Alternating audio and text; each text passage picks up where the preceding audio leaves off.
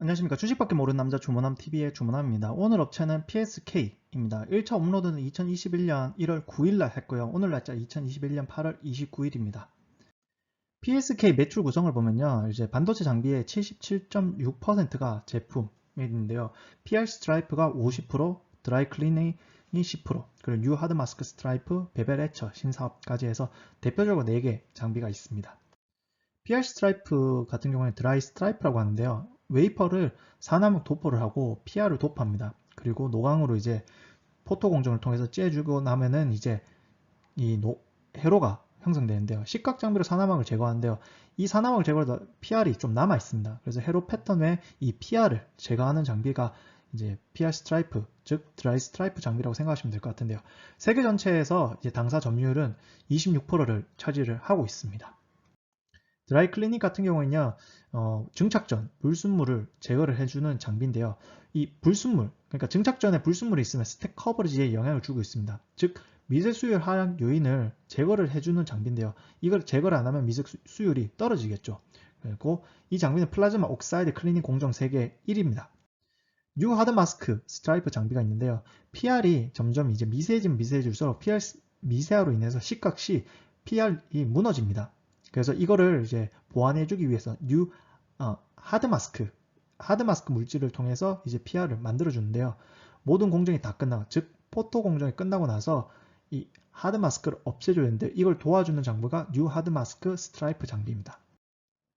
엣지 클릿, 즉 베벨 에처 장비 같은 경우는요, 이제 웨이퍼 같은 경우에는요, 이제 공정을 하면 100에서 200회를 반복합니다. 그러면 웨이퍼 끝 엣지 부분에 불필요한 막이 형성되는데요. 이 막을 제거를 시켜줘야지, 만약 이제 제거를 하지 않으면요, 웨이퍼 손상이 이제 되고요, 수율 하락이 되는데요. 이것을 없애줌으로 인해서 웨이퍼 손상을 감소시켜주고 수율 하락을 감소시켜줍니다. 그래서 이 대표적으로 4개의 장비를 이제 PSK 장비라고 생각하시면 될 것 같은데요.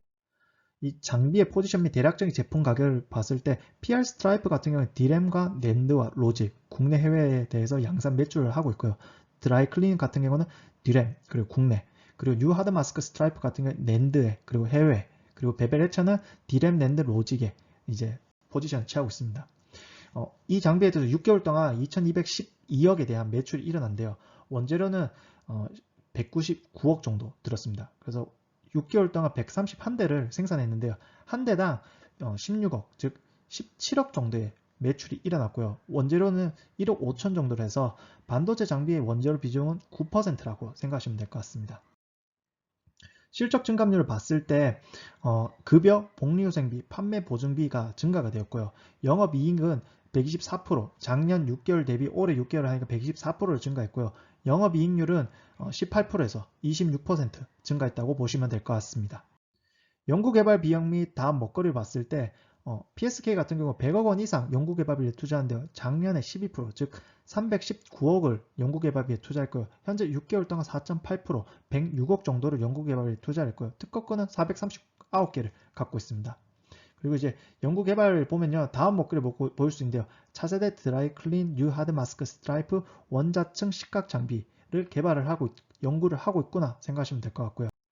임원들의 주요 경력을 보면요. 총 19명 중에 11명을 도출했는데요. 공통적인 주요 경력은 삼성전자, 어플라이드 머터리얼즈, 하이닉스가 있기 때문에 PSK의 임원들은 조금 더 수준이 높구나 라고 생각하시면 될 거고 앞으로의 방향성이 좀 밝지 않나 생각하면 좋을 것 같습니다. 직원들 및 근속 및 급여를 봤을 때 남성 같은 경우는 1년 11개월, 여성은 1년 7개월로 합계 평균 1년 10개월이고요.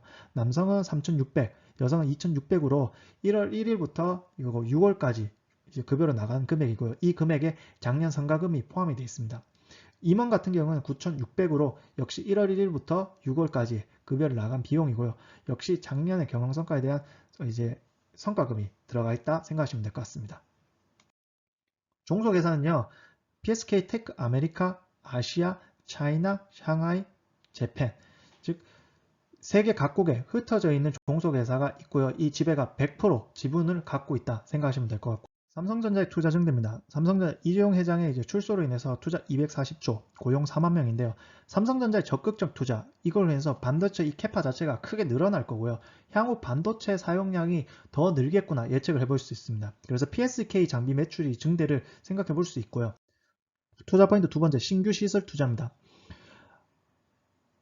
R&D 캠퍼스 시설 투자 금액은 825억 원입니다. 그래서 PSK가 412억 5천만원, 홀딩스가 412억 5천만원 반반 각출해서 짓고 있고요.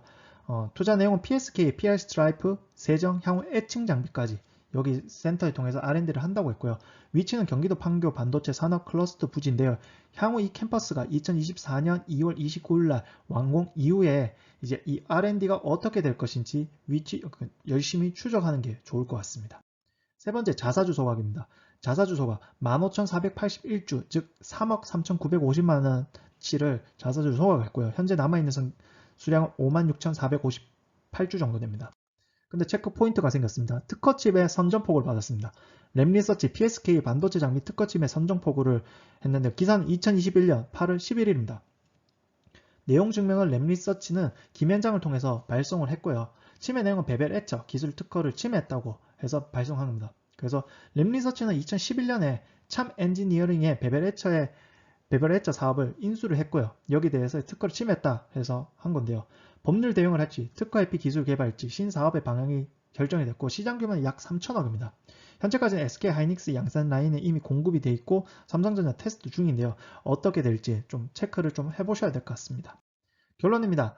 매출액은 늘고 있습니다. 현재 2분기 누적으로 2212억이고 영업이익이 565, 당기순이익 465억으로 영업이익률이 25.5% 생각하면 될 거고요. 현재 시가총액은 5692억이고 퍼가 25.5입니다. 주가는요 5만원 찍었다가 쭉 빠졌는데요. 최근에 이제 램리서치 관련해가지고 더 빠졌다고 생각하시면 될 것 같고요. 삼성전자 확고한 투자 증대고 R&D 캠퍼스 신축, 자사주 소각이 주주하는 정책이 잘하고 있는데요. 램리서치의 특허 침해 소송이 제가 볼 때는 엄청 큰 악재로 보입니다. 그래서 이걸 투자하기 앞서서 주담 통화 그리고 기업 탐방 꼭 하시고요. 이런 램리서치의 특허 침해 소송을 어떻게 대응하는지도 꼭 체크를 하시고 투자하시면 좋지 않을까 생각이 됩니다. 감사합니다. 매주 일요일 기존 종목 업로드 되고요. 공부하고 상상하고 주식 사고 묵혀두는 부건한 주식 투자 주만함TV와 함께 하도록 하겠습니다. 감사합니다.